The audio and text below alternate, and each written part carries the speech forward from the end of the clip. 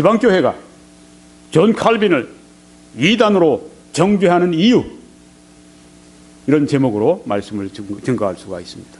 굉장히 충격적인 제목이죠.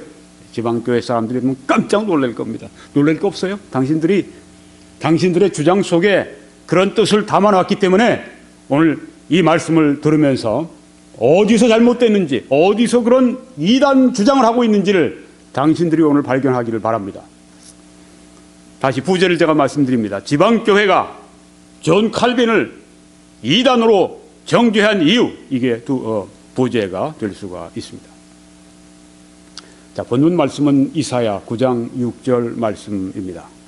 제가 읽겠습니다. 이는 한 아기가 우리에게 낳고 한 아들을 우리에게 주신 바 되었는데 그 어깨에는 종살을 메었고 그 이름은 기묘자라 모사라 전능하신 하나님이라 영존하시는 아버지라 평강의 왕이라 할 것입니다.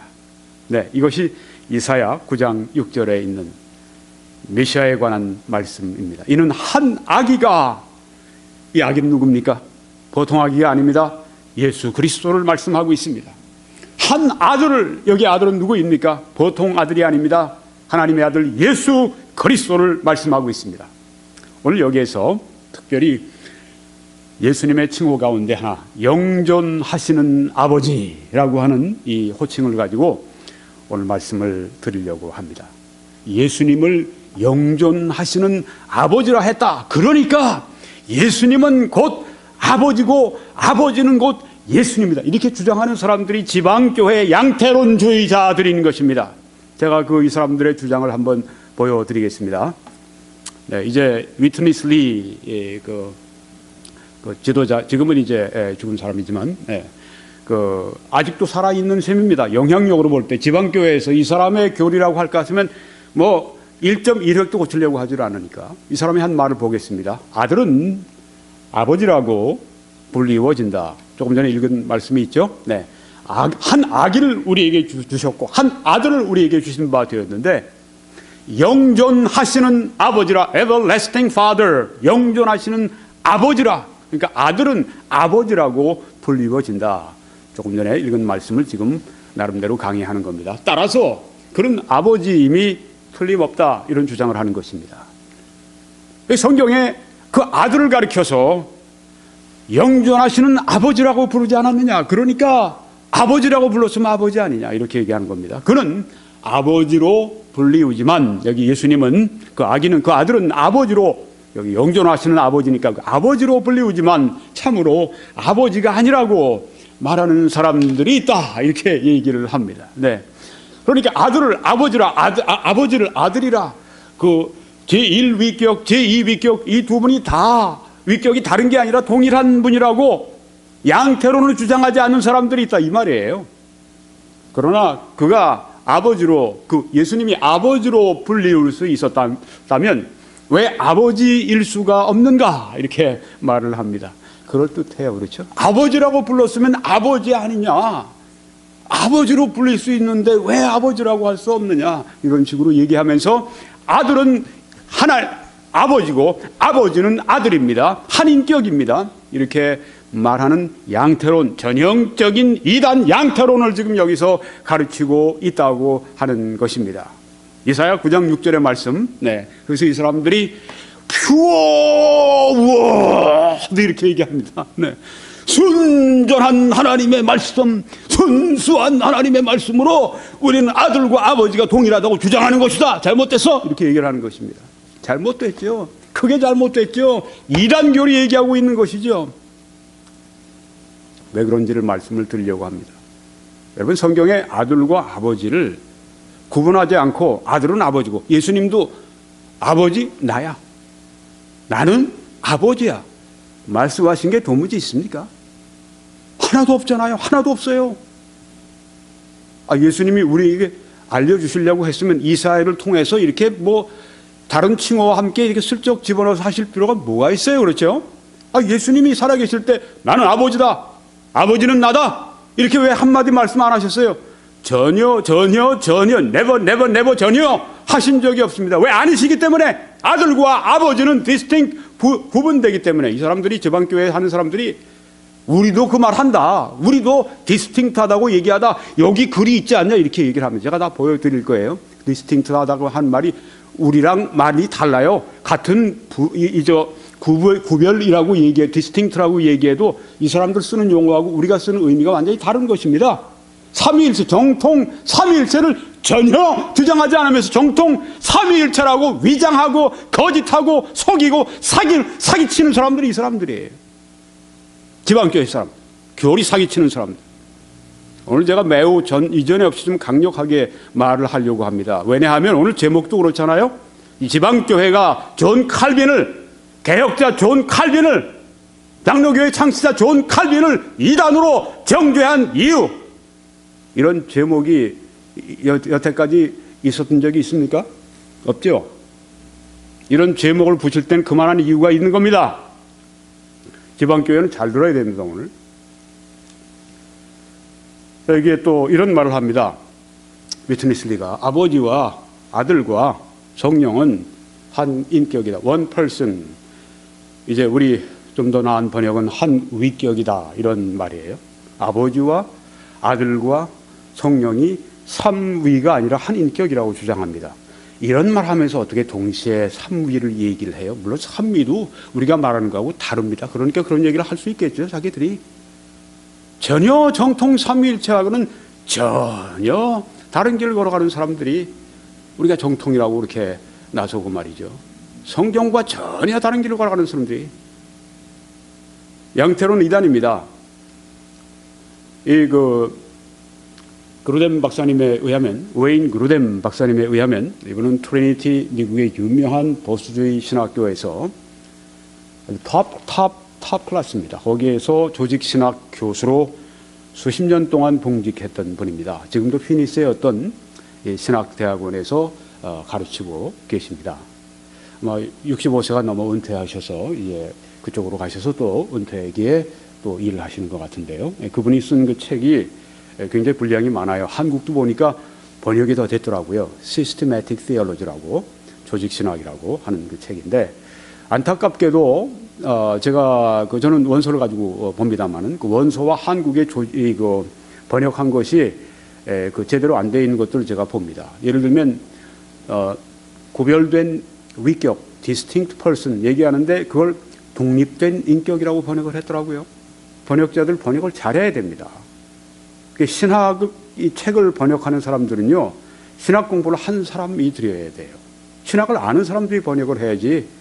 거기서 원저자는 디스팅트라고 그렇게 분명하게 그 표현을 했는데, 구별이라고 표현했는데 그걸 인디펜던트하다고 독립된 것이라고 번역을 하면 어떻게 합니까? 참 정말 답답하더라고요. 네. 또 그런 걸 가지고 또 우리 그 정통 삼위일체론자들이 또 논쟁을 할 때 그런 걸 가지고 또 이제 사용을 하니까 문제가 더 이게 그 컴파운드, 더 이렇게 복합적이 되는 것입니다. 잘해야 됩니다. 하여튼 그 분이 쓴 책에 이제 그런 말씀을 합니다. 한 위격이 여러 경우에 세 가지 양태로 나타나는 것이 양태로는 있단다. 요게 딱 잡힌 거죠. 위트니스가 딱 잡힌 겁니다. 아버지와 아들과 성령은 한 인격이다. 한 인격이니까 아버지로 나타나고 아들로 나타나고 성령으로 나타난다. 그 이야기인 것입니다. 자기들이 또 말을 바꾸겠죠. 지방교회 사람들은 말 잘 바꿔요. 네, 아주 고약한 습관이 있어요. 말 자꾸만 바꿔요. 네, 한 인격이 아버지도 되고 아들도 되고 성령이 된다.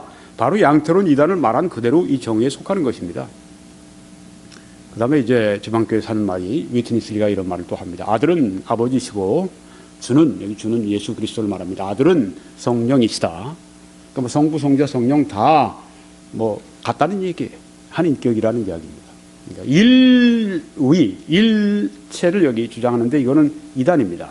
네, 여러분 빨간 걸 보시면 양태로는 위가 하나고 이 본성 본질이 하나인, 그 하나님이 한 위시고 하나님이 한 본성이시다, 이렇게 주장하는 것이 바로 이단입니다. 양태론이 이단입니다. 초대교회 때부터 이단으로 정죄가 돼서 지금까지 이단이고 주님 오실 때까지 이단이에요. 성경을 보게 될 때 그건 이단이에요. 이 사람들이 하는 얘기는 뭐냐 하면 뭐 또 넘어가이슬로 반박한 거기에 대해서 반박을 한다고 뭐 그 책들을 좀 내고 했는데 거기 보면 아이고 참 한심해가지고 네. 제가 노만 가이슬러라고 할 것 같으면 가이슬러가 쓴 그 놀라운 그 논문에 대해서 그렇게 하는 거는요, 이건 뭐 대학원 교수하고 이건 뭐 초등학교 그 콜리기하고 그 대화하는 거하고 똑같아요. 유치해가지고 저라면 상대를 안 합니다. 얼마나 유치한 것들을 많이 해놨는지, 거짓말도 많이 해놓고, 그리고 자기들이 반박했대요. 반박은 무슨 반박을 해. 거짓말 해놓고. 제가 왜 이렇게 강력하게 말씀을 드리느냐. 저는 연구를 하기 때문에 그래요. 그 책을 직접 보고 있기 때문에 그래요. 또 논쟁도 제가 하고 있기 때문에 그렇습니다. 실상을 제가 알고 있어요. 그 지방교회 글 쓰는 사람들, 이 위트니스 리를 포함해서 그 이후에 그 제자들 글 쓰는 걸 보면 제가 이런 얘기를 안 할 수가 없는 것입니다. 누군가가 얘기를 해야 됩니다. 저같이 아는 사람이 이야기를 해야 합니다. 반박은 무슨 반박을 해. 네. 참 유치해서. 정말 하나하나 제가 다 밝힐 겁니다. 거짓말을 막 해놨어요. 거기다가. 네. 없는 이야기 막 쓰고 한 말을 뒤집어서 왜곡해서 해놓고 진실인 것처럼 얘기하고 어떻게 글을 그렇게 범죄 행위로 쓸 수가 있어요? 어떻게 그렇게 비윤리적인 글을 쓸 수가 있습니까? 말도 안 되는 글을 쓰고 있어요. 말을 하고 있어요. 정직하긴 해야지. 적어도 그게 없어요. 정직성이. 예수 그리스도의 제자들이라 할 것 같으면 적어도 정직성은 있어야지. 정직성이 없어요. 거짓으로 충만해. 성경에 말씀한 것처럼 네 안에 사탄이 충만하다고 말씀한 때가 언제입니까? 아나니아와 삽비라고 거짓으로 충만할 때 말한 것 아닙니까? 여기에 삼위일체로는 삼위 본성은 하나 이렇게 됩니다. 이 정통 삼위일체론 성경이 말씀합니다. 이 사람들이 반박한 것 가운데 하나 뭐냐면 성경을 근거로 하지 않고 크리드 뭐 초대교회니 뭐 그런 때 신조를 근거로 한 것의 부당성. 아이고 참 어린애들 글 쓰듯이 써요. 아니 그 초대교회 우리 아다나시우스 신조나 또 니케아 신조나 거기에 성경적인 내용들이 성경을 근거로 했지. 그렇지 않고 비성경적인 그걸 담았다고 할 것 같으면 누가 그 크리드 신조를 가지고 지금 이단 정통 이런 걸 따집니까? 말도 안 되는 얘기를 하고 있어요. 자기들을 양태론으로 이단으로 몰았다 그거죠. 그러니까 성경대로 하자. 성경이 양태론이고 신조는 양태론은 아니고 정통 삼위일체론이니까 잘못된 거다. 웃기는 얘기 하지 말아요. 신조가 성경 위에 설 수는 없습니다. 물론 그것은 우리가 다 인정하고 있는 것이죠. 성경적이어야 신조가 나름대로 권위가 있지. 비성경적인데 왜 그 신조가 그 권위가 있습니까? 이 말은 신조가 만약에 그 니케아 신조가 가정을 해서 하는 말입니다. 양태론을 정통이라고 했다. 그러면 그런 경우에는 그 니케아 신조가 그 우리가 정통과 이단의 기준으로 삼을 수가 없죠. 양태론은 어떻게 정통이에요? 이단이죠. 그런데 니케아 신조에서는 양태론은 이단이라고 그렇게 분명하게 우리들에게 보여주고 있습니다. 아다나시우스 신조 같은데. 그러니까 이게 성경에 있는 바를 얘기한 거죠. 말도 안 되는 얘기 하지 말아요. 말도 안 되는 얘기가 시간 낭비시키지 말고. 삼위일체로는 삼위 본성은 한 분이신 하나님을 가리키고 있고, 양태로는 한위 그 본성, 비성경적인 이야기를 하고 있다고 하는 것입니다. 왜 예수님을 영존하시는 아버지라 이렇게 이사야서에서 말씀했는가? 이사야가 한 말이지만 동시에 성령께서 이사야를 통해 하신 말씀이십니다. 그렇죠? 믿으십니까? 하나님의 말씀입니다. 그래서 성령님께서 예수 그리스도를 그 한 아기를 그 아들을 영존하시는 아버지라 그렇게 호칭했을 때는 이유가 있는 것입니다. 그거는 예수님이 아버지이시기 때문에 그렇다. 이거는 완전히 비성경적인 얘기예요. 그랬다면 예수님이 나는 아버지다, 아버지는 나시다, 이렇게 중요한 진리를 왜 말씀 안 하셨어요? 성경 모든 곳에다 아버지와 아들이 그렇게 위격이 다른 것으로 구별된 것으로 그렇게 말씀하고 있는데 유독 이 말씀 하나 가지고 그렇게 그 모든 것을 다 무라고 없다고 우리 얘기하는 자체가 얼마나 무리한지 압니까? 지방교회가. 근데 그 정도가 아니에요. 우리 같이 믿지 않으면 다 이단이다. 그 얘기가 나옵니다. 제가 이제 보여드릴 거예요. 자, 영존하시는 아버지라 이렇게 말씀하신 이유, 정통신학자들의 견해를 말씀을 먼저 드리겠습니다. 앨런 러스라고 하는 신학자는 이렇게 말합니다. 왜 예수님을 영존하시는 아버지라 그렇게 표현했을까? 그것은 그의 백성을 향한, 주님의 백성을 향한 그 악의의, 그 예수님의 자애로운 돌봄을 말씀하고 있다. Fatherly care. 영존하시는 아버지라고 예수님께 호칭했을 때 예수님이 아버지와 같은 그런 아주 정말 자애스러우신 돌봄으로 그의 백성을 돌보아 주신다. 그렇게 뜻한 것이다. 아무것도 염려하지 말라. 왜냐하면 주가 너희를 권고하심이니라. 돌보심이니라 하는 말씀이 성경에 있지 않습니까? 우리를 자유롭게 돌보신다는 말씀입니다. 예수님이 위격으로는 아버지와 다르시지만 예수님이 본성으로는 아버지와 동일하십니다. 그걸 믿으시죠? 네. 그러니까 아버지의 그 자애로운 돌봄과 그 사랑, 그 본성, 예수님의 돌보심과 사랑이십니다. 영존하시는 아버지라. 그래서 우리에게 예수님은 아버지, 하나님 성부, 하나님 아버지와 그 동일한 그 사랑과 자비를 가지시고 우리를 돌보아 주시는구나. 그것을 깨닫게 하시기 위해서 그 말씀을 주신 것입니다. 그 시편 23편에서 그렇게 시편 기자가 다윗이 노래하지 않습니까? 아버지는 주는 나의 목자시니 나에게 부족함이 없으리로다. 네. 거기에 주는 예수 그리스도도 될 수가 있습니다. 네. 본성에서 그런 자유로운 돌봄을 주신다고 하는 것입니다. 또 모티어라고 하는 그런 신학자는 이렇게 왜 예수님을 영존하시는 아버지라 그렇게 호칭했을까? 그것은 그의 통치, 예수님의 통치는 하나님 아버지의 모범을 따른다. 바로 그 의미로 주셨다고 하는 것입니다. 예수님이 우리를 다스리실 때 그것은 하나님 아버지의 모범, 바로 그것을 따른다. 하나님 아버지의 돌봄 따른다고 하는 것입니다. 그런데 또 그것이 어떤 것이냐? 여기 보시면 전적인 안전은 이 같은 서다 가다, stop and go, 서다 가다, 섰다가 또 가다가, 섰다가 가다가. 인간의 왕들이 그렇지 않습니까? 네. 잘하는 사람이 나왔어요. 통치를 잘합니다. 근데 그 임기가 끝나면 그만 가야 되고, 또 죽어서 옛날 왕 같으면 또 가야 되고, 네. 서다 가다, 그러다 악한 왕이 들어오고, 이러니까 안전이 제대로 안 되는 것인데, 이런 통치보다 더 나은 것을 요구하죠. 전적인 안전은. 이것은 영원히 다스리시는 왕에 의해 성취된다. 네. 예수님은 eternally, 영원히 다스리신다. 바로 그런 의미가 이 단어에 포함되어 있다고 하는 것입니다. 자, 이제 존 칼빈에 대한 말씀이 여기 나옵니다. 개혁자 존 칼빈은 어떻게 보았는가? 왜 예수님을 영존하시는 아버지라 호칭했을까? 이유를 이렇게 밝힙니다. 예수 그리스도는 그의 백성에게 불멸을 주시기 위해 오실 것이다. Immortality. 네. 영원 불멸, 영생을 주시기 위해서 오실 것이다. 바로 그 의미로 했다고 하는 것입니다.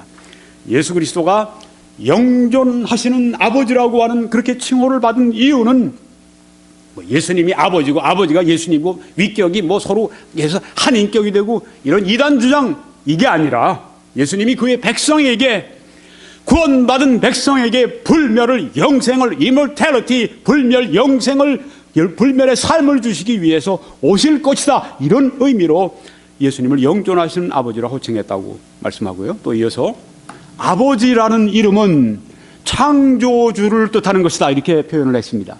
author는 이제 보통 저자 그렇게 얘기하는데 하나님에게 우리가 그런 칭호를 붙일 때는 근원이 되시는 아주 쓰신다, 작가가 뭘 쓴다, 작품을 냈다, 뭐 자기의 창작품을 발표했다. 마찬가지로 창조주로 우리가 번역하면 딱 좋습니다. 아버지라는 이름은 author, 창조주를 뜻하는 것이다. 그러니까 바로 영존하시는 아버지라 했을 때 그것은 예수님을 창조주로 그렇게 말씀한 것이다. 예수 그리스도는 모든 시대를 통하여 그의 교회의 존재를 보존하시며 늘 주님께서 교회의 존재를 보존하십니다. 그래서 예수님께서 약속하신 게 있지 않습니까? 내가 이 반석 위에 내 교회를 세우리니 음부의 지옥의 하데스의 권세가 이기지 못하리라고 말씀했고, 또한 내가 세상 끝날까지 너희와 항상 함께 있겠다고 말씀하셨습니다. 이게 바로 교회의 존재를 보존하신다는 말씀이고, 몸과 교회와 또한 개별적, 몸에 속한 개별적 지체들에게 불멸을 부여하시기 때문이다, 이렇게 말씀한 것입니다. 창조주신데 어떤 것을 부여하시는가? 영원한 생명을 부여하신다. 이런 의미로 예수님에게 바로 영존하시는 아버지를 Eternal Everlasting Father라고 그렇게 Father라고 하는 이 호칭을 붙였다고 하는 것입니다. 위트니슬리나 지방교회가 말하는 이단교리 같이 예수 그리스도는 아버지는 아들이고 아들은 아버지고 이런 의미가 결코 아니라 바로 그 예수 그리스도가 조물 주시고 창조 주심으로 말미암아서 무엇을 주시는가? 영원한 생명을 영원한 생명을 교회에 있는 모든 구원받은 백성 한 사람 한 사람에게 주시기 때문에 바로 그런 이름을 붙였다고 말씀을 한 것입니다. 이걸 이제 부정을 하죠. 네. 그리고 이렇게 얘기하면은 두 아버지를 갖는 세상의 이론이다, 이런 말을 썼어요. What a heresy. 제가 조금 이따 보여드릴 거예요. 네. 그래서 제가 오늘 제목을 지방교회가 위트니슬리가 존 칼빈을 이단으로 정죄한 이유라고 제가 제목을 붙인 것입니다. 물론 위트니슬리가 그런 주장을, 지방교회가 그런 주장을 입을 벌려서 저처럼 이렇게 아주 또박또박 얘기하지는 않죠. 그랬다가 당할 화가 얼마나 큰데 당하겠습니까? 근데 여러분 여기 보세요. 나옵니다. 그 주장에 그 뜻이 담겨 있어요. 네. 저를 보고 또 아마 이럴 겁니다. 과장하지 마시오. 끄집어내지 마시오. 무슨 얘기를 하고 있어요? 당신들이 한 얘기에 책임을 져. 오늘 책임을 지라고 내가 지금 그 얘기를 하는 거예요. 책임져요. 네, 계속 보겠습니다. 조금 더 나가겠습니다. 카일 앤 델리츠라고 하는 아주 유명한 이 구약 이 주석가들. 네. 여기 보게 되면 이제 이렇게 썼습니다. 왜 예수님을 영존하시는 아버지라 불렀을까?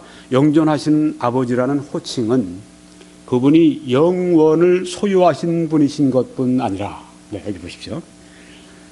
영존하시는 아버지라 예수님께 붙인 것은 예수님이 아버지고 아버지가 예수님이고 그렇게 뭐 한 인격이고 이런 그 이단 주장, 지방교회가 하는, 위트니스가 하는 이단 주장, 이게 아니라 바로 예수님이 영원을 소유하신 영원자라고 한, 네, 그것을 여기 말하는 것이고, 또 영원토록 그의 백성을 위한 부드럽고 신실하며 지혜로운 훈련자요 수호자요 공급자이심을 뜻한다. 바로 이것입니다. 왜 아버지라고 하는 호칭을 붙여주셨는가? 그것은 위격의 혼돈을 하라고 그렇게 이단 교리 만들라고 한 것이 아니라 영원을 소유하신 분이다. 또한 그 예수 그리스도는 그의 백성을 위해 부드럽고 신실하고 지혜로우신 훈련자시고 수호자시고 보호해 주시는 분이시고 공급해 주시는 그 분임을 뜻한다. 네. 그 다음에 이제 한 분만 더 제가 말씀드리려면 엘버트 바운스라고 하는 신학자입니다. 여기 보면 이분은 히브리인들은 아버지라는 용어를 다양한 뜻으로 사용했다. 아버지는 꼭 뭐 아버지, 실제적인 아버지도 있지만 할아버지도 아버지로 표현했고, 조상도 아버지로 표현했고, 통치자 왕도 아버지로 표현했고, 교사도 아버지로 표현했습니다. 우리도 한국 사람도 그런 게 있어요. 뭡니까? 국부라는 말을 씁니다. 나라의 아버지라는 그런 뜻이죠. 네. 그래서 뭐 예전에 이승만 대통령 같은 경우에 이제 처음으로 세웠으니까, 나라를 대한민국을 세웠으니까 이제 국부라고 하는 호칭을 주지 않습니까? 우리가 이제 교회 살아보면 교회 한참 그 사도시대 이후에 교회를 한참 신학부 세우고 교회를 그 모든 걸 세우는 작업을 했던 기초 작업을 했던 분들이 뭐라고 그러냐면 그분들도 부자가 들어가요. 아버지 들어갑니다. 그분들은 교회의 아버지들입니다. 네. 아버지라고 하는 뜻은 그런 다양한 뜻이 있다. 실제적인 아버지도 되고 할아버지도 되고 조상도 되고 통치자도 되고 교사도 된다. 이렇게 그 히브리인들이 그렇게 아버지를 썼다고 하는 것입니다. 그래서요, 이런 말을 이제 더 이어서 합니다. 바른스라고 하는 분이요. 네. 구세주는 이 땅의 왕들과 달리 그의 백성을 영원히 다스리며 복을 주실 것이다. 이 예수님을 영존하시는 아버지라 그렇게 표현한 것은 바로 이 땅의 그러니까 왕으로 비유한 겁니다. 네. 그 말씀이 이제 그 문맥을 읽어보시면 이제 왕에 대한 그 배경을 가지고 말씀하거든요. 네, 그래서 여기 지금 한아기 왕에 대해서 말씀하고 있는데 한아기가 왕이시죠. 네, 만왕의 왕, 만주의 주시죠. 그분이 그의 백성을 어떻게 다스리시는가? 영원히 다스리신다. 영원히 복을 주신다고 말씀했습니다. 아무리 예수님이 좋아도 예수님이 우리를 다스리는 기간이 1년 혹은 뭐 10년 혹은 길게 잡아서 100년 그러고 끝난다면 얼마나 낙심이 되겠어요. 그 좋은 예수님의 영광스러운 우리를 향한 통치가 영원히 지속이 돼야 되지 않겠습니까? 영원한 왕이시란 말입니다. Everlasting Father, 이 말은 영존하시는 아버지, 이것은 영존하시는 king, 왕, 이런 뜻이 여기에 들어있다고 하는 것입니다. 얼마나 좋아요. 이런 모든 그 배경을 가지고 성경을 봐야죠. 아버지라고 그랬잖냐? 그 아버지가 아들의 아버지가 아니야? 이런 식으로 이제 그 해석을 하려고 그러는 게 이게 뭐 초등학교 아이들 해석하는 것처럼 말이죠. 네. 이게 순수한 해석, 무슨 순수한 해석이에요, 그게? 그게 어떻게 순수한 해석이 돼? 순수한 해석이 뭐예요? 성경 배경도 알고, 독자가 누군지, 저자가 누군지, 장소가 어딘지, 시대가 어딘지, 역사가 어떤 때인지 이 모든 배경을 다 보고 그 다음에 이 언어를 어떻게 썼는지 그 문화권에서 유대인들이 어떻게 썼는지 모든 걸 다 찾아보고 다 본 다음에 여기서 저자가 말하려고 하는 것은 이 뜻이다 하고 나오는 게 literal interpretation이죠. 저도 문자적인 해석을 아주 중시합니다. 이 사람들이 뭐 문자적인 해석 얘기하지만 문자적인 해석이 뭔지 알아요? 지방교회가? 그거 모르잖아. 제대로 모르잖아요. 알면 어떻게 그런 말을 해?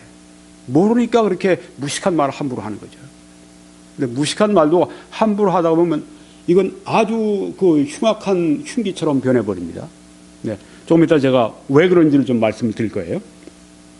그 다음에 이걸 보니까 그래서 이 히브리 사람들이 이제 표현할 때 이런 것이 있답니다. 능력의 아버지라고 그렇게 표현하면 그러니까 여기 조금 전에 제가 말씀드렸죠. 네, 여기 히브리어의 관습을 따라 히브리어의 관습을 따라 우리가 히브리 말로 구약이 기록됐잖아요. 네. 영존하시는 아버지도 영어가 아닙니다. 한국말도 아닙니다. 한글도 아닙니다. 이것은 히브리어예요. 히브리어의 관습을 따라서 어떤 것을 소유한 사람을 어떤 것의 아버지라 그렇게 부른다고 하는 것입니다. 예를 들면 능력의 아버지 이렇게 얘기하면 능력을 소유한 사람 것을 가르쳐서 얘기하는 거랍니다. 강한 분을 그렇게 얘기하는 거고, 지식의 아버지 얘기하면 총명한 것을 말하는 것이고, 네. 영광의 아버지 영광스러운 것이고, 선함의 아버지 선한 것이고, 평화의 아버지 하면 평화로운 것이고, 영존하시는 아버지 하면 영원한 그런 뜻이라고 하는 것입니다. 이게 히브리어의 관습이라고 하는 것입니다. 이렇게 성경을 봐야죠. 네.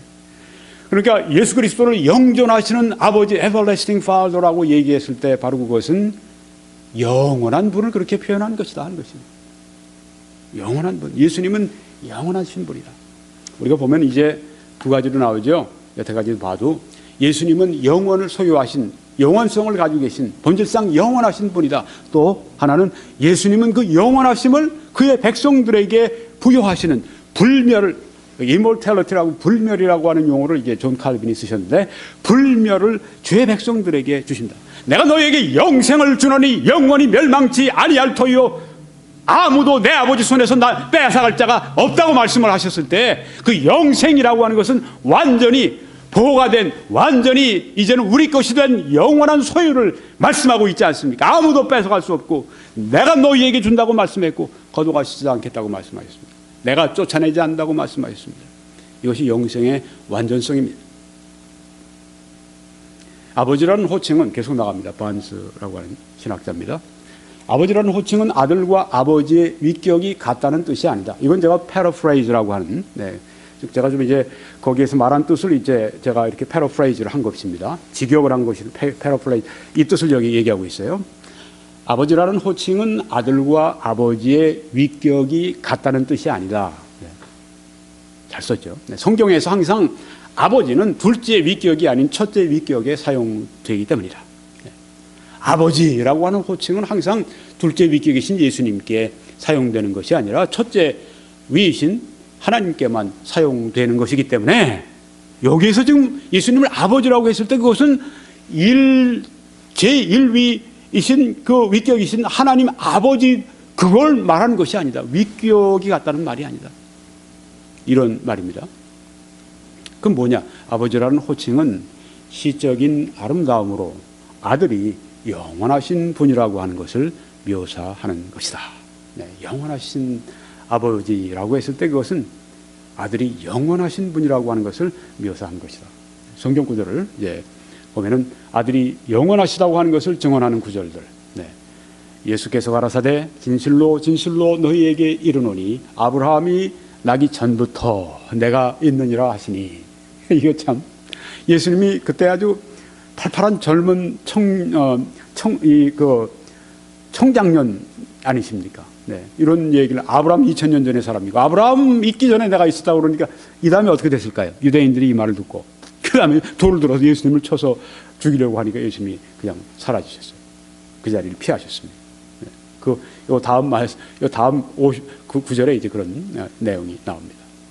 아브라함이 나기 전부터 영원한 분이시라고 하는 걸 보여주죠. 여기 그가 예수님이 만물보다 먼저 계셨고 만물이 그 안에 함께 섰느니라.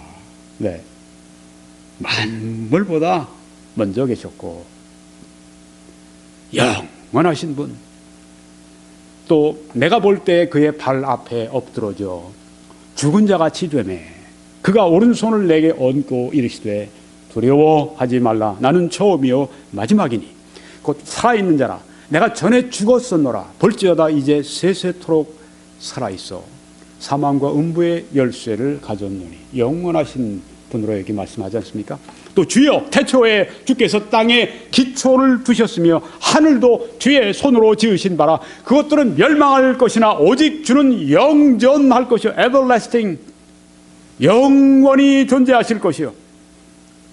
또 태초에 말씀이 계시니라. 이 말씀이 여기 예수님이시죠. 하나님과 함께 계셨으니 이 말씀은 곧 하나님이시니라. 그가 태초에 하나님과 함께 계셨고 영원전부터 하나님과 함께 계신 그 예수님은 어제나 오늘이나 영원토록 동일하신 영원하신 존재이십니다.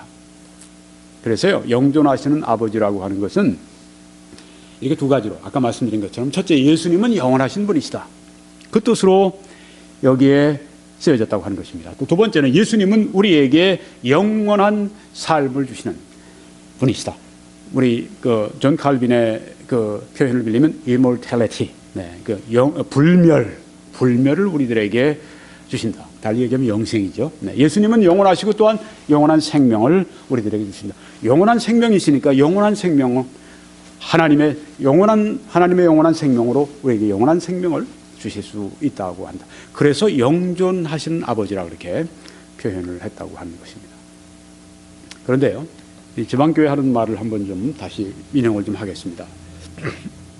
이렇게 말합니다. 그들의 특별히 여기 그들은 누구냐 하면은 로먼 가이슬러와 론 로즈 이 두 분이 이제 반박문을 쓴 다음에 거기에 대해서 이제 반박한 책자에 나오는 말입니다. 그러니까 그들은 이제 그 대학자 이 가이슬러와 또 아주 훌륭한 또 그 이단 연구가 론 로즈 이 두 분을 여기 지금 말하고 있는 것입니다. 그들의 미리 결정한 신학적 모델, predetermined theological 모델 이렇게 썼더라고요. 미리 결정한 신학적 모델 이게 뭡니까? 정통 삼위일체론을 지금 말하는 거예요. 그런데 마치 이 두 사람이 가이슬로와 로우주가 짜고 지네들끼리 아주 만들어 놓은 자신들의 모델처럼 이렇게 정통 삼위일체론자들로부터 분리시키는 이 아주 그 교활한 짓을 여기 하고 있는 걸 볼 수가 있습니다. 이 사람들 하는 게 그래요. 글 쓰는 거 보면 갈라요. 아주 자꾸만 디바이드하고. 미결정한 신학적 모델이 뭔데? 정통 삼위일체론만. 나도 그걸 믿고 있습니다. 지금 기독교의 정통교회 모두가 다 이 같은 이 신학적 모델 정통 삼위일체론을 가지고 있어요. 근데 이건 마치 두 사람이 한 것처럼 이렇게 아주 그냥 간교한 짓을 한다는 말이에요. 하여튼 계속 나가보겠습니다. 그들의 미리 결정한 신학적 모델을 보존하기 위해 학문적 권위를 고용하여 말씀의 분명한 의미를 천복시켰다. 칭했던 멋대로. 이것은 두 신적인 아들, 즉 하나님 안의 영원한 아버지와 영존하시는 아버지로서의 예수를 가지는, 즉 무슨 말이죠? 예수님을 아버지가 예수님이고 예수님이 아버지다 하면 어떻게 되죠? 아버지가 몇 명이 있습니까? 몇 분이 있습니까? 한 분이 있죠. 예수님도 아버지고 아버지도 예수님입니다. 아버지는 한 분이에요. 그런데 예수님이 아버지가 아니라고 하면 어떻게 되죠? 너희들은 그렇게 주장하면 예수님이 아버지라고 너희들이 말하는 거와 똑같다. 여기 보니까 영존하시는 아버지로서의 예수를 가지는, 이런 말이에요. 자기들처럼 그렇게 믿지 않으면 예수님 아버지고 아버지는 아들은 아버지고 아버지는 아들이다 이렇게 믿지 않으면 자기들 믿으면 이제 아버지는 하나가 되는 거예요. 그렇죠? 네, 그러니까 아버지는 하나인데 너희들이 믿는 식으로 하면 어떻게 되느냐? 하나님 안에 영원한 아버지, 제1위 하나님이, 성부 하나님이 아버지가 계시고, 네, 그 다음에는 영존하시는 아버지로서의 예수를 가지는, 예수님이 영존하시는 아버지라 우리가 어떻게 보았습니까? 예수님이 영존하시는 아버지라고 한 얘기의 의미를 우리가 말했지 않습니까? 존 칼빈 같은 분도 그 말씀은 바로 거기 호칭은 무슨 의미인가?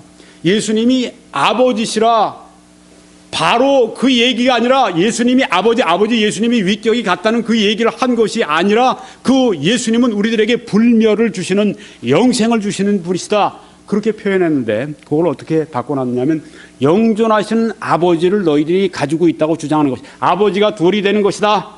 지지할 수 없는 상태로 인도하는 것이다. 이런 식으로 지금 끌고 가는 것입니다. 이 사람들의 논리가요. 네, 이단으로 몰고 가는 거예요. 그 다음 보십시오.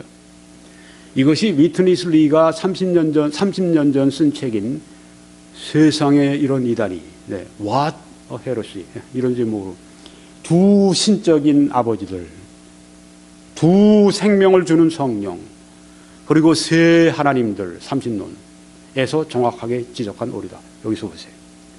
존 칼빈을, 또한 모든 정통 삼위일체론자들을 두 신적인 아들을 저들이 소유하고 있다고 주장하는, 그러니까 자기들 주장대로 아들이 아버지고 아버지가 아들이고 이렇게 하면 아버지는 한 분뿐이잖아요. 아들도 아버지시고 아버지도 아들이고 아들이 한 분뿐이에요.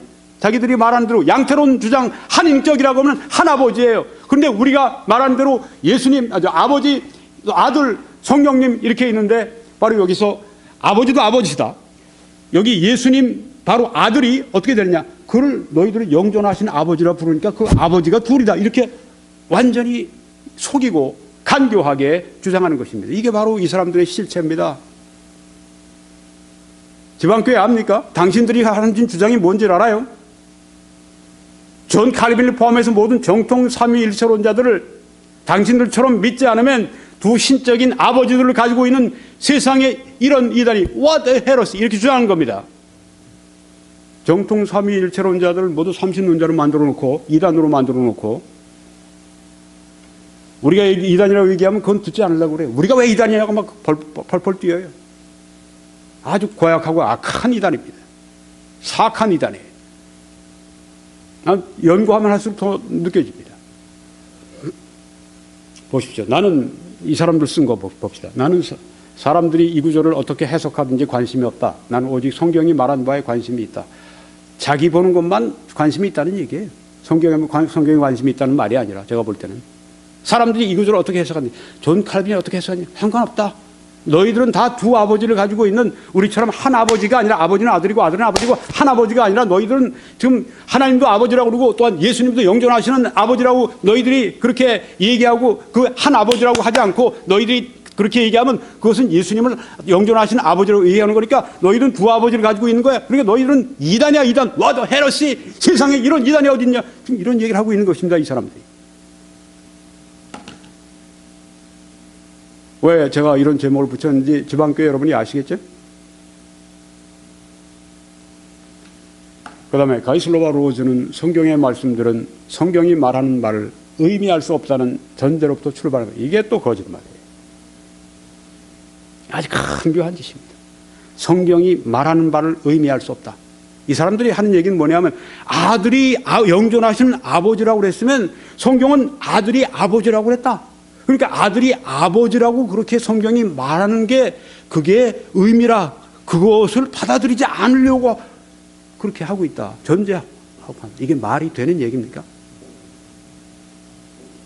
아니, 성경에 아버지와 아들을 그렇게 구별하셨는데 예수님도 한 번도 난 아버지고 아버지는 나라고 한 번도 말씀하신 적이 없는데 그 모든 걸 다 깨뜨려버리고 성경에 말씀한 모든 걸 다 그냥 제로로 만들어버리고 그렇게 해석해야 그게 성경이 말하는 바를 그대로 순수하게 받아들이는 거라고 그렇게 얘기하는 거란 말입니까? 그 이단 교리를 받아야 성경이 말하는 바를 그냥 순수하게 받는 거라고 그렇게 얘기하는 게 맞아요. 이단 교리가 좀 있으면 정신이 없어져요. 무슨 말을 하는지 몰라요, 자기가. 그 다음에 보면 이사야 9장 6절이 분명히 말씀하는 바를 뜻하지 않는다는, 보세요. 또 같은 간교한 거짓 주장을 하지 않습니까? 분명히 말씀하는 말을 뜻하지 않는다는 주장을 만들어내므로 말미암아 가이슬로와 로즈는 영감받은 하나님의 말씀을 사람이 만든 신학에 종속되게 만들었다. 웃기지 마라. 웃기지 말아요. 자기들 의식으로 보지 않으면 성경이 말씀하는 말 그대로 받아들이지 않는다는 얘기. 당신들 말하는 대로 만약에 그대로 받아들인다고 하면 양태론자가 되어야 된다는 얘기예요.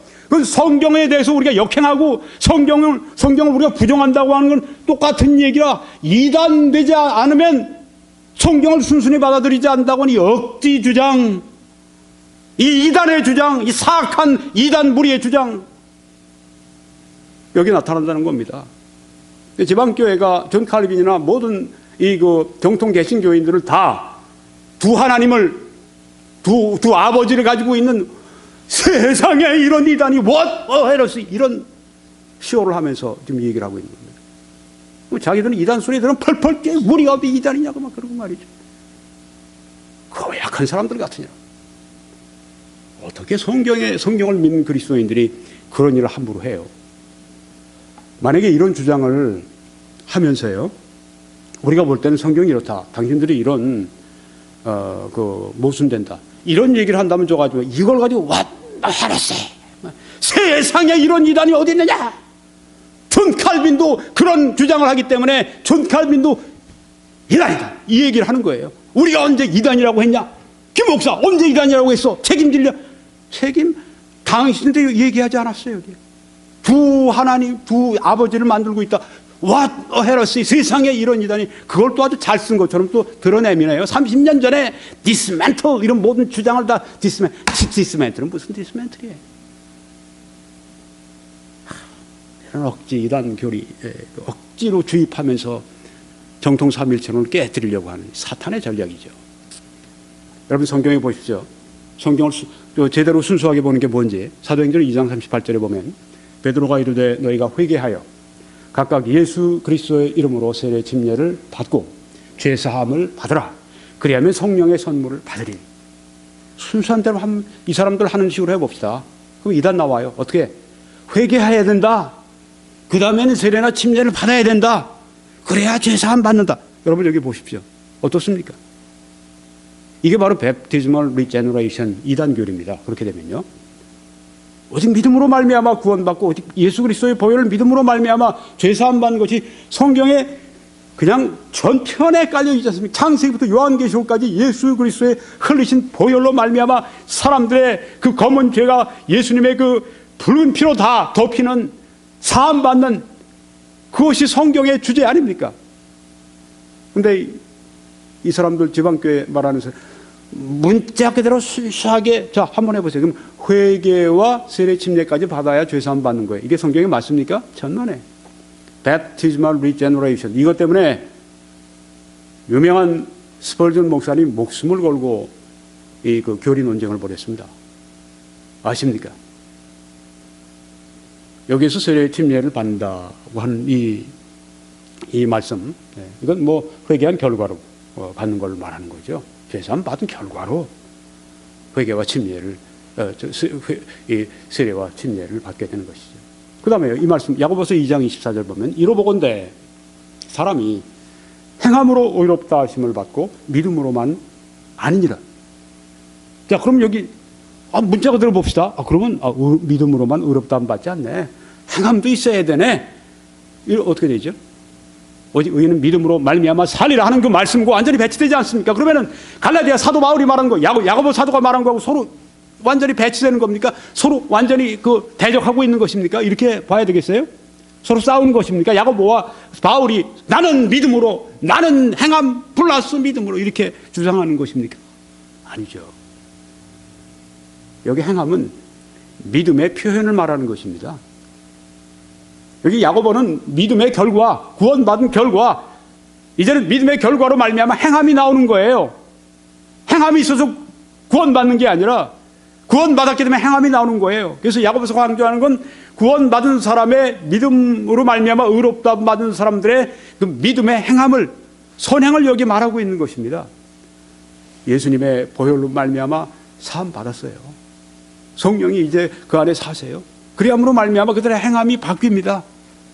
어떤 사람은 처음부터 확 바뀌는 사람이 있고 어떤 사람은 서서히 바뀌는 사람이 있어요. 그런데 완전히 바뀌지 않는 사람은요, 그 사람은 제대로 믿은 사람이 아니에요. 제대로 믿은 사람은 그 안에 누가 들어와 사십니까? 성령이 들어와 사시는데 왜 변화가 안 되겠어요? 행함으로 의롭다함 받는다 하는 이 말씀은 믿음으로 의롭다함 받은 사람들이 그들의 그 행함을 통해 증명되는, 그들의 의롭다함이 증명되는 것을 여기 말씀하고 있는 것입니다. 왜냐하면 그 다음 구절들이 다 그래요. 로마서 5장 1절에 보니까 그러므로 우리가 믿음으로 의롭다 하심을 받았으니 네. 믿음으로 이 신칭의 네. 루터가 그 로마 가톨릭을 이 쇠사슬을 깨고 나오면서 바로 이 말씀, 오직 의인은 믿음으로 말미암아 살리라. 바로 이 말씀입니다. 또한 같은 의미로 우리가 사도 바울의 이 말씀, 우리가 믿음으로 의롭다 하심을 받았으니 또 하나님이 세상을 이처럼 사랑하사 독생자를 주셨으니 이는 그를 믿는 자마다 멸망하지 않고 영생을 얻게 하려 하십니다. 얼마나 놀랍습니까? 네. 교회에 한 번도 안 나온 사람이 거리에서 복음 전도를 듣고 난 다음에 그냥 나팔도 불고 막 사람들이 북도 치고 그러면서 노왕전도를 했습니다. 근데 거기에 어떤 사람이 왔어요. 그 사람이 와서 예수 한 번도 모르는 사람인데 말씀 듣다 성령이 감동하시고 거기서 루디아처럼 마음을 열어서 깨닫게 하시고 구원해 주세요. 믿게 해 주세요. 믿었어요? 루디아가 믿은 것처럼 그 사람이 믿었어요? 바로 그때 어떤 일이 일어납니다. 영생이 일어나요. 영생을 받는 것입니다. 믿는 자마다 영생이 있습니다. 십자가에 못 박힌 강도 한 명은 한 번도, 그가 전에 예수님을 믿지 않은 사람이에요. 그런데 마지막으로 죽어가면서 그때 예수님께 선생님이요, 당신이 나라에 이르실 때 저를 기억해 주십시오. 당신의 나라에 이를 때 저를 그러니까 저 데려가 주세요. 그런 얘기예요. 예수님 나라 천국에 가실 때 저 좀 데려가 주세요. 십자가에서 모든 것이 끝장난 사람이 마지막으로 하나님께 저 좀 데려가 주세요. 저 좀 기억해 주세요. 그 한마디가 그를 구원했습니다. 예수님이 그래 오늘 네가 나와 함께 낙원에 있으리라고 말씀했습니다. 믿는 것. 네. 성령의 감동 따라 믿는 것. 이게 구원의 조건이죠. 네. 세례나 침례를 받아야 죄사함 받고 아닙니다. 그건 결과입니다. 행함으로 아닙니다. 결과로, 믿음의 결과로. 하나님이 이방을 믿음으로 말미암아 의로 정하실 것을 성경이 미리 알고 먼저 아브라함에게 복음을 전하되 모든 이방이 너로 말미암아 복을 받으리라. 그러므로 믿음으로 말미암은 자는 믿음이 있는 아브라함과 함께 복을 받느니라. 또 너희는 그 의하여 믿음으로 말미암아 구원을 받았나니 이것은 너희에게서 난 것이 아니요 하나님의 선물이라. 행위에서 난 것이 아니니 이는 누구든지 자랑하지 못하게 함이라. 자랑할 수가 없어요. 왜냐하면 그 은혜를 믿음으로 말미암아 구원받았기 때문입니다. 구원을 만약에 하나님께서 돈 주고 사라고 우리한테 내놓으시면 누가 구원받을 수 있겠습니까? 하나님께서 행함으로 말미암아 구원받으라고 그렇게 조건을 주셨으면 누가 구원을 받을 수가 있겠습니까? 누가 구원을 받을 수 있겠습니까? 율법으로 말미암아 구원 얻을 수 없는 육체가 없다고 말씀했는데 누가 구원을 받을 수 있겠습니까? 오직 은혜, 예수 그리스도가 십자가 위에서 우리 죄를 담당하시고 우리의 자리에 서셔서 우리를 포함시키시고 그렇게 함으로 말미암아 예수님의 구속의 모든 대가와 구속의 모든 은혜가 우리에게 미치게 하신 그 은혜가 아니면 어떻게 우리가 구원받을 수 있습니까? 그 은혜를 인하여 믿음으로 말미암아 구원을 받았나니 이것이 나 김원기에게서 난 것이 아니고 하나님의 선물이에요. 이게 얼마나 우리를 자유케 하는지 모릅니다. 나와 아무 상관이 없어. 내가 한 일과 아무 상관이 없어. 그것은 예수님이 한 일, 거기에 상관이 있는데 그걸 내가 믿음으로 말미암아 내 것으로 적용하는 것입니다. 하나님의 선물, 선물을 어떻게 받아요? 돈 주고 받은 사람이 어디 있어요? 그냥 받죠. 하나님이 주신 최고의 선물이신 예수 그리스도를 우리에게 십자가에서 주셨을 때 그냥 받으면 돼요. 그것으로 족합니다. 그 은혜를 인하여 믿음으로 말미암아 구원을 받는다고 했습니다. 행위에서 난 것이 아니니 이는 누구든지 자랑하지 못하게 하니라. 이게 바로 예수 그리스도께서 우리를 위해서 해주신 일입니다. 이는 한 아기가 우리에게 낳고 한 아들을 우리에게 주신 바 되었는데 그 어깨는 정사를 가버넌트 정부를 메었고 하늘의 정부입니다. 그 이름은 기묘자라 원더풀 모사라 카운슬러 전능하신 하나님이라 마이티 갓 영존하시는 아버지라 에버래스팅 파더 평강의 왕이라 프린스 오브 피스 할 것이며 예수님 오시기 700년 전 이사야가 성령의 감동을 받아서 한 아기가 우리에게 낳고 한 아들을 우리에게 주신 바 되었다고 말씀했습니다. 이분이 바로 우리를 위해 오신 나를 위해 오신 하나님의 아들 예수 그리스도 본질상 하나님 예수 그리스도께서 오셔서 구원의 대가를 다 지불해 주셨습니다. 이거로 나를 이제는 그 피의 값으로 사셨습니다. 이제는 그래서 내 것이 아니라 하나님의 것입니다. 하나님의 뜻대로 살다가 가야 합니다. 영존하시는 아버지는 그래서 예수님은 영원하시다. 예수님은 우리에게 영원한 삶을 주신다. 이 뜻이라고 하는 것입니다. 신약에서 예수님은 아들은 아버지시고 아버지는 아들이시라고 말씀하신 적이 결코 never 결코 없습니다. 결코 없어요. 이렇게 중요한 교리라면 예수님이 나는 아버지다. 아버지는 나다. 왜 말씀 안 하셨겠습니까? 아버지와 나는 하나라고 말씀하신 예수님이신데 이 사람들은 이 지방교회는 하나로 이렇게 아주 그냥 이렇게 그 공간적으로 묶여 있는 걸 말하는데 천만에 본질상 한 분이라고 하는 것입니다. 신약에서 제가 이번에 그 잘못된 걸 발견했습니다. 100번이라고 말씀드렸는데 아니에요. 200번이에요. 신약에서 200번 넘게 예수님은 아버지를 당신이 아닌 다른 분으로 구별하셨습니다. 나는 아버지가 아버지는 나라고. 이 말씀하신 게 아니라 아버지를 예수님 당신이 아니라 다른 분이라. 예수님을 또 구별하셨어요. 구별하셨는데 아니 이사야 9장 6절에서 예수님은 영존하신 아버지라 그렇게 해서 모순을 일으킨단 말입니까? 제방교회 여러분 모순을 일으켜? 성경이 이렇게 합니까? 아니죠. 그럴 수 없죠. 이사야는 그렇게 얘기했고 요한과 바울은 달리 얘기했고 그럴 수 없죠. 왜? 모든 성경은 하나님의 감동으로 된 것으로 말씀했기 때문에. 네. 하나님의 감동, 성령의 감동, 성령이 저자시기 때문에 모순될 수 없습니다. 신약에서 200번도 넘게 예수님은 아버지를 당신이 아닌 다른 분이라 이렇게 구별하셨는데 왜 그 아들을 아버지라고 그렇게 만들지 못해서 이단교리를 만들지 못해서 안다를 품고 그것도 부족하니까 그냥 잘 믿는 사람들 향해서 심지어 존 칼빈 같은 아까 말씀한 그 경우 기억하시죠? 불멸을 주시는 분이 바로 영존하신 아버지라고 표현한 것이다. 그렇게 했다가는 우리처럼 믿지 않으면 이단이다 이렇게 이야기를 합니까? 독설 표독스럽고 이단 주장하는 사람들이 그래요. 신천지하는 사람들 보십시오. 교회 바벨론이라고 그러고 아주 그냥 뭐 음녀라고 그러고 똑같은 짓을 지금 지방교회가 하고 있다는 것입니다. 이단의 특징입니다. 또 신약의 같은 구절에서 50번 넘게 아버지와 아들이 구별됩니다. 그 구절 자체에서 50번도 넘게 아버지와 아들이 구별됩니다. 다릅니다. 두 분이 다르신 분이에요. 근데 왜 같다고 자꾸만 얘기를 해? 성경을 왜 자꾸만 그렇게 부정하려고 그래요? 그걸 정통이라고. 참. 결론을 짓고 마치겠습니다.